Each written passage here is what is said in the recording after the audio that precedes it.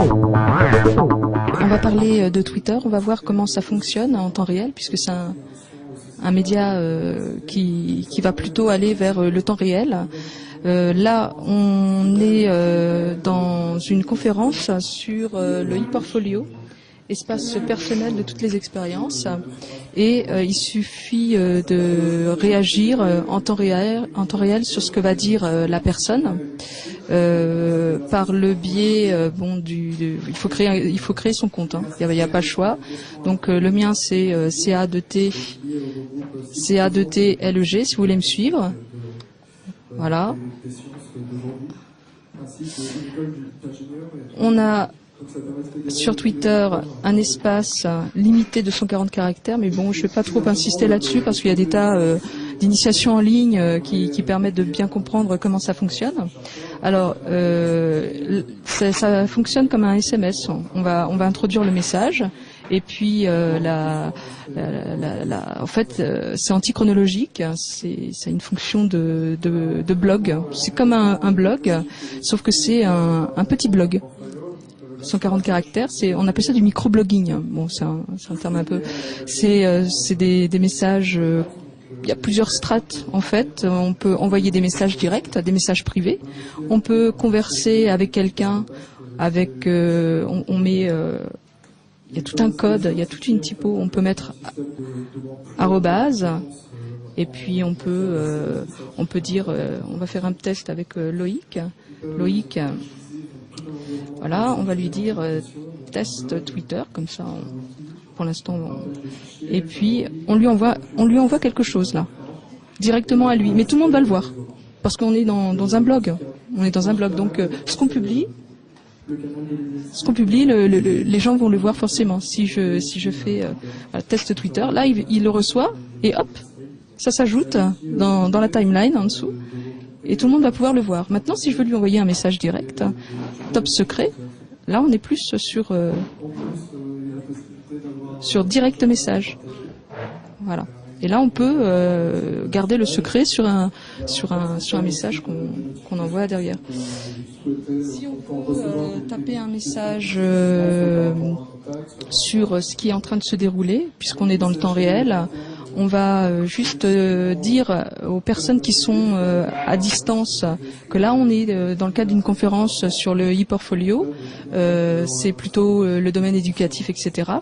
On va se servir de mots et de mots-clés. On met hashtag, ça s'appelle hashtag, on met le dièse et on met le mot derrière. Et grâce à ce mot-clé, quand on clique dessus, en fait on va retrouver toutes les tweets, parce que ça s'appelle des tweets, hein, les messages s'appellent des tweets, on va retrouver tous les tweets qui concernent le hashtag considéré. Voilà. Donc c'est une fonction assez sympa. Ça a été inventé en fait. Hein. Ça a été inventé par les gens. Les gens, ils sont mis. En fait, c'est une fonction de post-it. C'est comme si on mettait un post-it sur un réfrigérateur. Et les gens ensuite, ils ont inventé des tas de choses. Et Twitter, l'entreprise Twitter a réagi en ajoutant des modules un petit peu plus officiels par rapport à ce qu'avait inventé la communauté. Et donc là, dans le cadre de la conférence, comment tu vas l'utiliser? Alors, je vais l'utiliser comme ça. e-portfolio, je tape pas très vite. Hein. e-portfolio, espace. Je vais juste donner l'intitulé, parce que comme j'ai pas trop écouté, je suis en train de vous expliquer.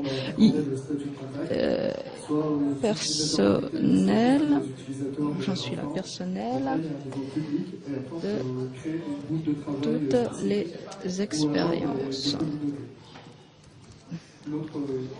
Voilà, donc je fais une faute de frappe, voilà. Je vais mettre le hashtag, le fameux, alors qui se trouve, on est à Autran, donc voilà, Autran, alors il est déterminé, n'importe qui peut déterminer un hashtag, ça peut être l'organisation, ça peut être un tweetos, on les appelle les tweetos, c'est sympa, quelqu'un qui détermine le hashtag et puis tout le monde suit. Après, c'est comme on s'accroche à ces mots-là avec le dièse devant. Voilà. Donc je vais libérer sur le réseau mon petit message qui veut rien dire a priori, mais il faut être beaucoup plus concentré sur la conférence et puis réagir en off. C'est-à-dire qu'on peut prendre des phrases, on peut les mettre entre guillemets. On peut également envoyer ça à quelqu'un pour qu'il réagisse. On peut provoquer des débats un petit peu en parallèle au débat oral, et ça peut être très sympa. L'idéal, c'est d'avoir un écran à côté de la scène qui peut retransmettre les tweets, et les gens peuvent réagir à la fois sur ce qui se dit et sur le off.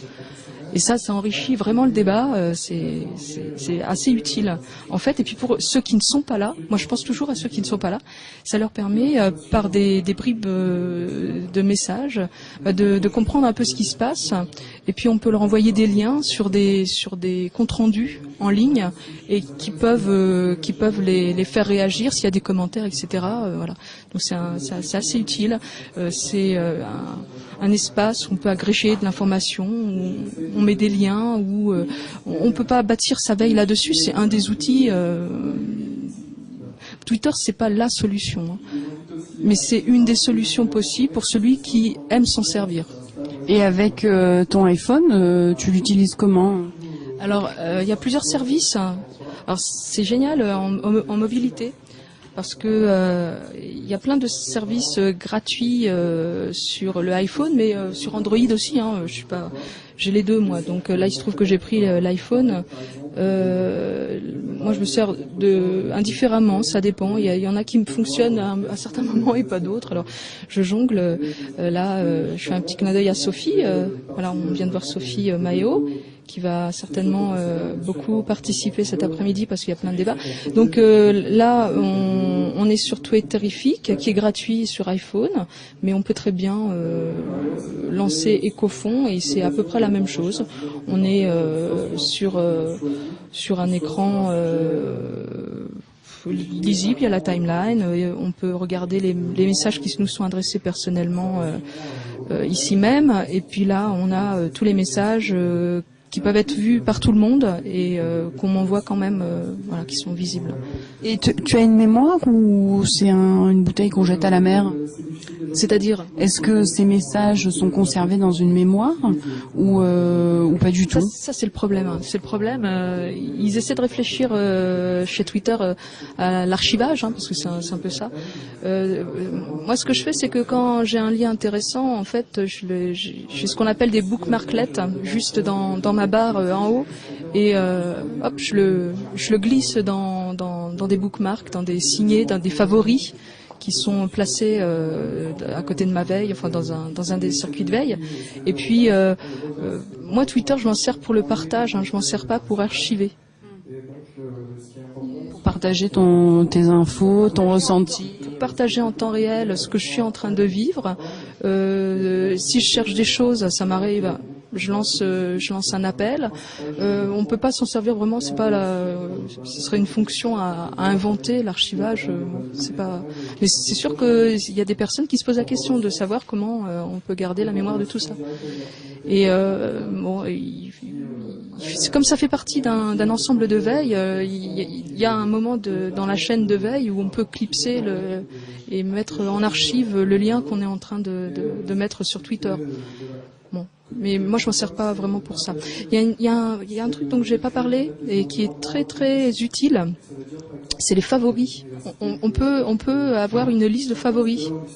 Alors quand il y a des choses que j'ai pas le temps de lire, voilà, je les place dans les favoris, je les retrouve. Et tout le monde peut consulter mes favoris. La communauté L.org avec le projet multisite et l'offre maintenant voilà. Donc là, je parlais trop fort. Donc tu ferais mieux de tweeter. Voilà. On me demande de me taire. Et de tweeter.